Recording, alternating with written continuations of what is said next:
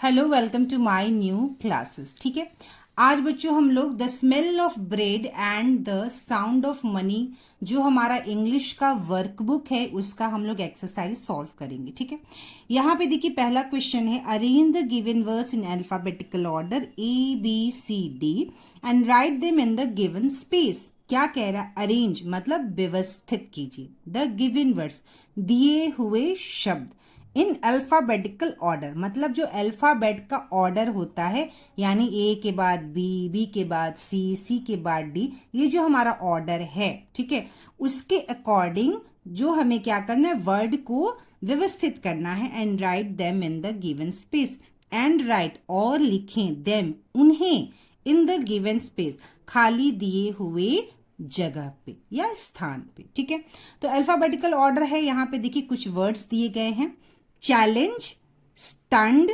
Impossible, enormous, universe, dangerous. ठीक है, ये जो वर्ड दिए हैं इसे हमें अल्फाबेटिकल ऑर्डर में लिखना है।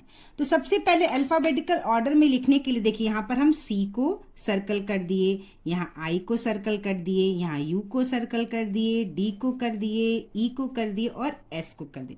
अब हमें देखना है जब हम ABCD पढ़ते हैं तो कौन सा लेटर पहले आता है। ठीक है, तो उसको क्या करेंगे, इस तरह देखने में कंफ्यूजन होगा, तो हम क्या करेंगे, इस तरह सर्कल करने के बाद हम सबको लिख लेंगे। सी है, इसके बाद हमारा यहाँ पे देखिए आई, इसके बाद यू, एस, ई और डी, यानी इतने सारे लेटर हैं। पहला लेटर, जब भी हम कुछ वर्ड को अल्फाबेटिकल ऑर्डर में लिखते हैं तो हम पहला लेटर देखते हैं कौन सा ABCD में पहले आता है। तो यहाँ पर देखिए CIUSED यानी C, ABC, सबसे पहले C आएगा तो हम यहाँ लिखेंगे चैलेंज, चैलेंज वाला वर्ड सबसे पहले लिखेंगे। C के बाद कौन सा वर्ड आएगा बच्चों, ABCD आएगा तो हम D वाला लिखेंगे डेंजरस। ठीक है, D के बाद C हो गया, D हो गया, ABCD, D के बाद E आएगा तो हमने यहाँ लिख दिया एनॉर्मस, E वाला वर्ड लिख दिया। ठीक है, फिर ई के बाद कौन सा वर्ड आएगा, आई आएगा, ABCDEFGHI, तो हमने इम्पॉसिबल आई वाला वर्ड लिख दिया। आई के बाद एस आएगा तो हमने एस वाला वर्ड लिख दिया, स्टंड, और लास्ट में यू वाला वर्ड आएगा तो हमने यू लिख दिया, यूनिवर्स। ठीक है, तो पहला क्वेश्चन हमारा ऐसे हो गया। हमें अल्फाबेटिकल देखना पड़ेगा, पहले ए वाला वर्ड है, फिर बी, सी, जैसे जैसे क्रम में अल्फाबेटिकल ऑर्डर होता है वैसे हम वर्ड को अरेंज करते हैं। ठीक है, तो देखिए बच्चों, arrange the words in alphabetical order ABCD, find out there meaning from the dictionary and write them in the given space. कह रहा है व्यवस्थित करिए शब्दों को अल्फाबेटिकल ऑर्डर में, उनका मीनिंग लिखिए डिक्शनरी से जो आपको स्पेस दिया हुआ है। ठीक है, तो यहाँ पर डी से डिलीशियस लिख दिया है, डी के बाद एस आएगा कि पी आएगा कि जे आएगा कि ई आएगा, हमें देखना है। ई वाला यहाँ पे जे, ये हो गया पी और ये हो गया एस। ठीक है, तो डी के बाद बच्चों ABCD ई आएगा तो हम पहले ईगरली लिखेंगे जो कि अल्फाबेटिकल ऑर्डर है, तो EAGERLY,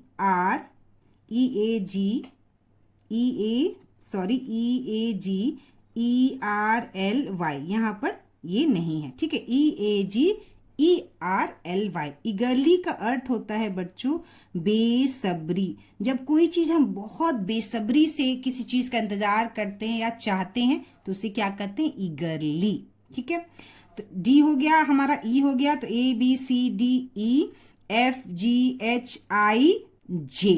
अब हमारा वर्ड कौन सा आएगा, जे आएगा, तो हम यहाँ पे लिख देंगे जजमेंट, जजमेंट, यहाँ पे हमने लिख दिया जजमेंट। यह जजमेंट वर्ड है। जजमेंट को हिंदी में इसका जो मीनिंग होता है वह क्या होता है, जजमेंट का जो वर्ड होता है हिंदी वह होता है निर्णय। ठीक है, कोई चीज का निर्णय लेना जजमेंट होता है। ठीक है, इसके बाद ABCDEFGHIJKLMNOP पी पहले आएगा तो हम यहाँ लिख देंगे पनिशमेंट, तो हमने लिख दिया बच्चों यहाँ पर पनिशमेंट। ठीक है, पनिशमेंट का हिंदी अर्थ होता है दंड। ठीक है, इसके बाद लास्ट हमारा बच गया, कौन सा बच गया बच्चों, लास्ट हमारा एस, स्टिंगी, तो तो हम यहाँ लिख देंगे STINGY, स्टिंगी। स्टिंगी का जो इंग्लिश हिंदी अर्थ हो गया वह हो गया कंजूस। ठीक है, तो ये हो गया हमारा सेकेंड वाला क्वेश्चन। यहाँ पर मैंने गलती से बिना अल्फ़ाबेटिकल ऑर्डर डाले ही वर्ड्स को लिख दिया था, उसका मीनिंग लिख दिया था। फिर मैंने थोड़ा बाद में गलती हो गई थी, देखा कि अल्फ़ाबेटिकल ऑर्डर में ही लिखना है, तो इसलिए वाइटनर लगा के फिर से मुझे क्वेश्चन करना पड़ा। ठीक है, चलिए बच्चों, अब हमारा तीसरा क्वेश्चन है match the words with their similar meaning as shown below. यहाँ पर वर्ड दिया है, इसको हमें मैच करना है, मिलाना है। कह रहा है इसका मीनिंग यानी सिमिलर वर्ड दिया है जिसका दोनों का मीनिंग लगभग मिलता जुलता सेम है। ठीक है, स्टिंगी, स्टिंगी का अर्थ होता है कंजूस, MISER, मिजर, मिजर का भी अर्थ यही होता है कंजूस। ठीक है, डिलीशियस, स्वादिष्ट, और टेस्टी, TASTY, टेस्टी का भी अर्थ होता है स्वादिष्ट, यम्मी। ठीक है, तो डिलीशियस, टेस्टी का मीनिंग मिलता जुलता सेम है, सिमिलर है। कामली यानी पेशेंटली, मतलब धैर्यपूर्वक, शांति। ठीक है, शांतिपूर्वक, धैर्यपूर्वक, शांत होना, इसको हम क्या कहते हैं, पेशेंटली। साउंड का मतलब होता है आवाज, वॉइस, साउंड को हम वॉइस से मिलाएंगे, इसका भी अर्थ होता है आवाज। ठीक है, प्राइस, प्राइस का मतलब होता है दाम, कॉस्ट का भी मतलब होता है दाम। ठीक है, डिलाइट का हम मिलाएंगे प्लेजर से, डिलाइट का अर्थ क्या होता है बच्चों, आनंद। ठीक है, अच्छा लगना, डिलाइट, आनंद। ठीक है, प्लेजर का भी अर्थ होता है आनंद। ठीक है, चलिए चौथा हमारा यहाँ पर क्वेश्चन है बच्चों, match the WH words with their right option. ठीक है, with their right option. Where, तो ये देखिए यहाँ पे रीजन है, थिंग है, प्लेस है, पर्सन है, टाइम है। तो वेयर को हम किससे मिलाएंगे, प्लेस। हम पूछते हैं ना कौन सी जगह, तो वेयर को हम किससे मिला देंगे बच्चों, प्लेस के लिए हम यूज करते हैं वेयर। व्हेन, ठीक है, हु के लिए हम किससे मिला देंगे, पर्सन से, हु, पर्सन। ठीक है, व्हाट, वाई का क्या होगा, क्वेश्चन, वाई का क्या हो जाएगा बच्चों, रीजन। ठीक है, वाई का हो जाएगा रीजन, क्वेश्चन। ठीक है, व्हाट के लिए हम पूछ सकते हैं थिंग या एक्शन। ठीक है, व्हाट के लिए क्या हो जाएगा, थिंग या एक्शन। व्हेन के लिए मतलब हम मिलाएंगे इसको टाइम, करना, किस टाइम, कब, हम कहते हैं ना कौन से समय, कब, तो हम टाइम से मिलाएंगे। वेयर मतलब कौन सी जगह, प्लेस से मिलाएंगे।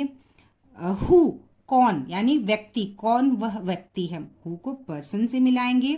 व्हाट, क्या चीज, मतलब क्या कर रहे हो या क्या चीज, हम थिंग और एक्शन से मिलाएंगे। वाई, रीजन, हम पूछते हैं ना क्यों ये तुमने किया, उसका कारण बताओ, तो वाई रीजन से मिलाएंगे। ठीक है, चलिए बच्चों क्वेश्चन नंबर 5 है, give a few examples of noun from your day to day life which can be counted and which can not be counted in the given space. कह रहा है गिव अ फ्यू एग्जांपल, दीजिए, few मतलब कुछ, example उदाहरण, कुछ उदाहरण दीजिए, नाउन मतलब संज्ञा, from your day to day life, तुम अपने रोज के दिन से। ठीक है, डे टू डे मतलब हर दिन, प्रतिदिन जो तुम अपनी जीवन में, विच कैन बी काउंटेड, जो काउंट तुम गिनती कर सकते हो, और ऐसा नाउन जो तुम गिनती नहीं कर सकते हो। ठीक है, तो यहाँ भी can be counted, can not be counted, जो गिना जा सके, जो नहीं गिना जा सके। जैसे लीफ गिन सकते हैं, पेन गिन सकते हैं, बुक, चेयर, बॉक्स, बैग, ये सब हम गिनती कर सकते हैं। गिनती क्या नहीं कर सकते, वाटर, पानी को, तेल को, तूफान, आंधी तूफान जो आता है, लाइट, रोशनी को, मिल्क, दूध को, एयर, हवा को, या लव, प्यार को। ठीक है, तो ये सब चीजें काउंट नहीं हो सकती, लेकिन फिर भी ये नाउन है, यानी जो काउंट किया जा सकता है, जो गिनती किया जा सकता है वो काउंटेबल नाउन है, जो गिनती नहीं किया जा सकता वो अनकाउंटेबल नाउन है। ठीक है, चलिए यहाँ पे देखिए, a noun can be classified as countable noun and uncountable noun. संज्ञा को हम गिनती कर सकते हैं और गिनती नहीं भी कर सकते हैं। काउंटेबल नाउन किसे कहते हैं, the noun which we can count. Countable noun उसे कहते हैं जिसे हम गिनती कर सकते हैं, जैसे cat, women, pen. Uncountable noun वो होते हैं जिसे हम गिनती नहीं कर सकते, जैसे milk, rice, happiness, electric, etcetera. ठीक है, अब हमारा यहाँ पे क्वेश्चन है, classify the following nouns and write C for the countable nouns and U for the uncountable nouns. Book count कर सकते हैं तो हम सी लिखे हैं, मिल्क को हम गिनती नहीं कर सकते तो उसके लिए हमें क्या लिखना है, यू लिखना है, यू लिख दिए। पॉकेट को हम काउंट कर सकते हैं, लाइट को हम काउंट नहीं कर सकते तो यू लिखेंगे, अनकाउंटेबल। शुगर को भी अनकाउंटेबल नाउन में ही हम लाएंगे। ठीक है, अनकाउंटेबल। क्वाइन को काउंट कर सकते हैं, countable. Wind uncountable, cake countable. Toffee को गिनती कर सकते हैं, काउंटेबल। वाटर को नहीं कर सकते, अनकाउंटेबल। मनी को, पैसा को कर सकते हैं तो काउंटेबल। ऑयल को नहीं काउंट कर सकते इसलिए अनकाउंटेबल। ठीक है, चलिए बच्चों अब देखिए काउंटेबल नाउन्स जो होते हैं, countable nouns can have a an or a number before them. I have a cat and 2 dogs. जो काउंटेबल नाउन होते हैं उनके पहले या तो हम ए लगाते हैं या तो एन लगाते हैं। ठीक है, ए लगाते हैं या एन लगाते हैं। ठीक है, ए किसके पहले लगाते हैं, कंसोनेंट के पहले ए लगाते हैं और वॉवेल के पहले हम एन लगाते हैं। ठीक है, वॉवेल कौन कौन से होते हैं, ए, ई, आई, ओ, यू, ये हमारे वॉवेल्स होते हैं। जो भी आपका काउंटेबल नाउन वॉवेल से शुरू होता है उसके आगे हम एन लगाते हैं। ठीक है, uncountable nouns, usually uncountable nouns can not have a an or a number before them. I have some milk. जो अनकाउंटेबल नाउन होते हैं उसके पहले हम ए और एन नहीं लगाते हैं, उसके पहले हम सम, फ्यू, मेनी ऐसे वर्ड्स लगाते हैं। जैसे यहाँ पे एग्जाम्पल दिया गया है बच्चों, सम है तो हम फ्यू भी लगा सकते हैं, मेनी भी लगा सकते हैं। इस तरह के वर्ड्स हम लगाते हैं अनकाउंटेबल नाउन में। तो पहला क्वेश्चन दिया, fill in the blanks with a an or some. Please give me dash glass of water. एक गिलास पानी अगर हम मांगेंगे तो यहाँ हम लगा देंगे ए। ठीक है, I bought dash umbrella for ₹250। मैंने एक अम्ब्रेला खरीदा 250 रुपए में तो यहाँ लगाएंगे एन। एन का अर्थ भी एक होता है और ए का अर्थ भी एक होता है। ठीक है, ये चूंकि ये वॉवेल से शुरू है वर्ड इसलिए हम एन लगाएंगे। ठीक है, my father bought a book to me. ठीक है, अ बुक टू मी, मेरे पिता ने मुझे एक किताब लाकर दी। My mother bought a watch. ठीक है, मेरी माँ ने मुझे एक घड़ी दी। आई नीड अ स्लीप होगा, एन स्लीप होगा, नहीं, सम स्लीप। मुझे जरूरत है थोड़ा सोने की, सम मतलब कुछ, तो यहाँ पे थोड़ा भी वर्ड यूज कर सकते हैं, मुझे थोड़ा सोने की जरूरत है। I need dash new table for my work. I need a new table, मुझे एक नया टेबल चाहिए अपना काम करने के लिए। Give me some sugar please. आप एक शुगर तो नहीं मांग सकते, 2 शुगर तो नहीं मांग सकते, तो आप क्या मांगेंगे, कुछ। आपको कहेंगे मुझे थोड़ा चीनी की जरूरत है या मुझे कुछ चीनी की जरूरत है। ठीक है, you have only half dash hour for lunch, hurry up. तुम्हारे पास सिर्फ आधा घंटा है लंच करने के लिए, हरी अप, जल्दी करो। ठीक है, तो हम यहाँ लिखेंगे एन आवर। ठीक है, आवर के ये एच जो है साइलेंट होता है। ठीक है, हावर नहीं बोलते हैं हम लोग, इसको हम लोग हावर नहीं बोलते, इसको हम लोग आवर बोलते हैं। आवर बोलते हैं तो ओ से प्रोनाउंसिएशन होता है इसलिए हम एन का यूज करते हैं, एन आवर। ठीक है, he is dash one eyed man. He is one है, ओ क्या है हमारा, ओ जो है हमारा क्या बच्चों, वॉवेल है, इसलिए हम यहाँ पर एन लिखेंगे। He is an one eyed man, वह आदमी एक आंख से देख सकता है। गिव मी डैश इंफॉर्मेशन, मुझे कुछ इंफॉर्मेशन चाहिए, जानकारी चाहिए, कुछ जानकारी, मुझे एक जानकारी नहीं। गिव मी सम इंफॉर्मेशन, तो यहाँ लगेगा सम। ठीक है, an article is use to modify a noun. Article का यूज हम किसी नाउन को बताने के लिए करते हैं, मॉडिफाई। आर्टिकल क्या क्या होता है, ए और एन और द हम आगे की क्लासेस में पढ़ेंगे।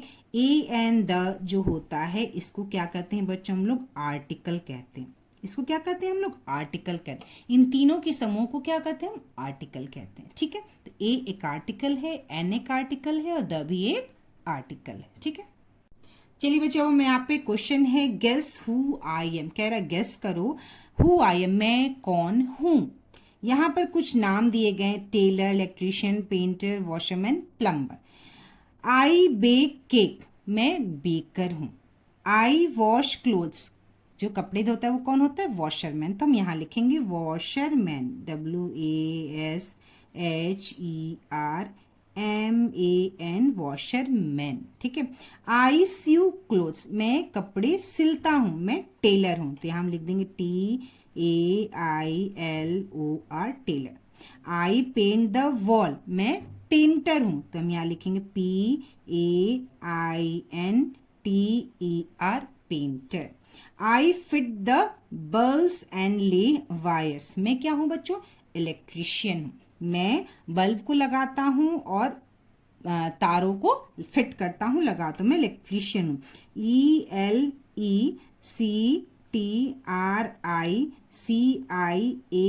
इलेक्ट्रीशियन।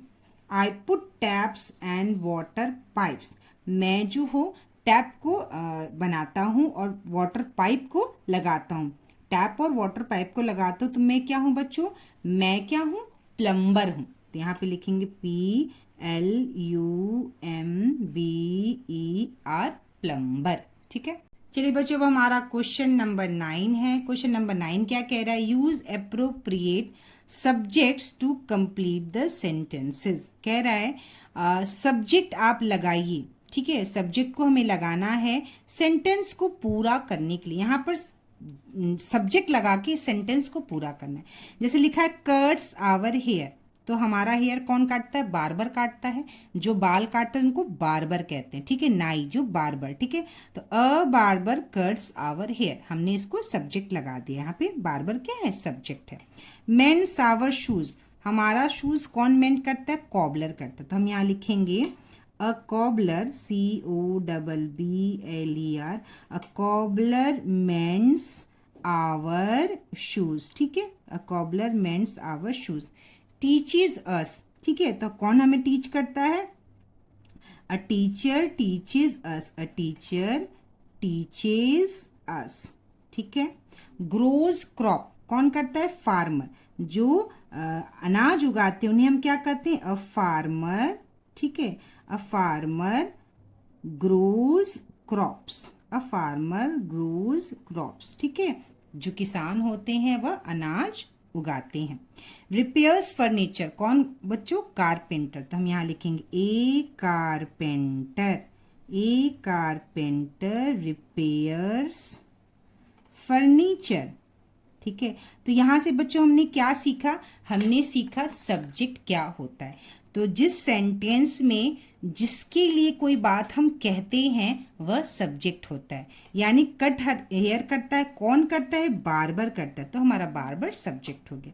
यहाँ कॉबलर सब्जेक्ट है, यहाँ टीचर सब्जेक्ट है, यहाँ फार्मर सब्जेक्ट है, यहाँ कारपेंटर सब्जेक्ट है। जिसके बारे में बात की जा रही है वह सब्जेक्ट होता है सेंटेंस का। ठीक है, देखिए बच्चों, अब यहाँ पर एक क्वेश्चन दिया हुआ है, rearrange the jumble words to make meaningful sentences. यहाँ पर सेंटेंस का जो वर्ड है वो आगे पीछे करके दिया है, जिसे हम जम्बल्ड वर्ड करते हैं, आगे पीछे हो गए। इसे हमें क्या करना है? सही क्रम में लिखना है। There man a poor is, तो क्या लिखेंगे? There is a poor man. ठीक है, यहाँ पे क्या हो जाएगा बच्चों? There is a poor, there is a poor man. ठीक है, ये हो जाएगा हमारा सेंटेंस, सही सेंटेंस। दूसरा, ही डिलीशियस ब्रेड बेक्स, ही बेक्स डिलीशियस ब्रेड। ठीक है, एक गरीब आदमी है, इसका अर्थ हुआ। यहां पे हम लिखेंगे बच्चों ही बेक्स, ठीक है, डिलीशियस ब्रेड, वह बहुत स्वादिष्ट ब्रेड बेक करता है, यानी सेकता है, बनाता है। The poor man the smell enjoys of the bread, the poor man enjoys the smell of the bread. ठीक है, यहाँ पे हम लिखेंगे द पुअर मैन, गरीब आदमी जो है, द पुअर मैन एंजॉयज, आनंद लेता है, एंजॉयज द स्मेल, महक किसका? The smell of the bread, उस ब्रेड का, यानी रोटी का। एक गरीब आदमी है जो काफी आनंद लेता है स्मेल का, किस चीज का? ब्रेड का। ठीक है, he money took the, he took the money, वह उसने पैसे लिए। He took the money, he took the money, उसने पैसे लिए। ठीक है, अब हमारा क्वेश्चन नंबर 11 है, rewrite the sentences replacing the bold words with their opposite from the box. कह रहा रीराइट, कह रहा फिर से लिखिए द सेंटेंस, वाक्यों को, रिप्लेस यानी हटाकर, द बोल्ड वर्ड्स यानी कि यह जो वर्ड दिया गया है यहाँ पे देखिए बोल्ड वर्ड जिसको अंडरलाइन किया गया उसको हटा देना है, विद देयर अपोजिट वर्ड, और उनकी जगह उनके जो उल्टे शब्द हैं अपोजिट वर्ड है बॉक्स में से देखकर हमें लिखना है। ठीक है, सेंटेंस है he was a poor man. Poor का उल्टा क्या होता है बच्चों? रिच होता है। तो हम लिखेंगे इसको फिर से, he was a rich man. ठीक है, he was a rich man.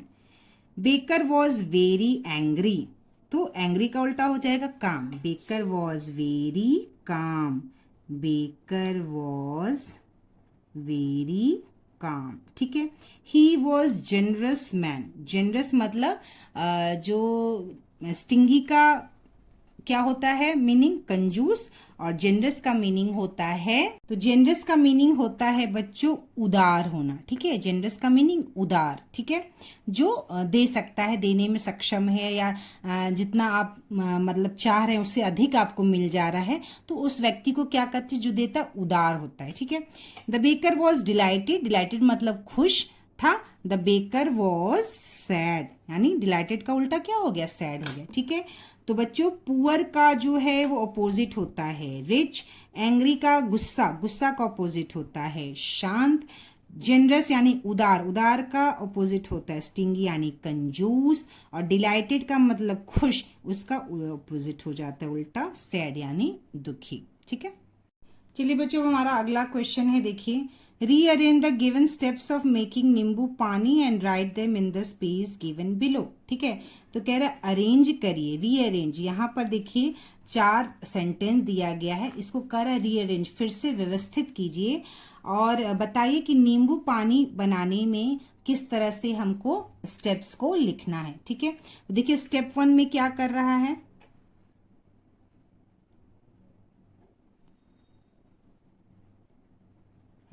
यहाँ पे देखिए स्टेप 1 में क्या कर रहा है? नींबू को गार रहा है। स्टेप 2 में क्या कर रहा है? ग्लास में पानी डाल रहा है। स्टेप 3 में क्या कर रहा है बच्चों? यहाँ पर चीनी और शुगर को डाल रहा है। ठीक है, और स्टेप 4 में क्या कर रहा है बच्चों? मिक्स कर रहा है। तो स्टेप 1 क्या है हमारा बच्चों? यहाँ पर देखिए step 1, cut the lemon into 2 halves and squeeze out the juice of each half into the glass.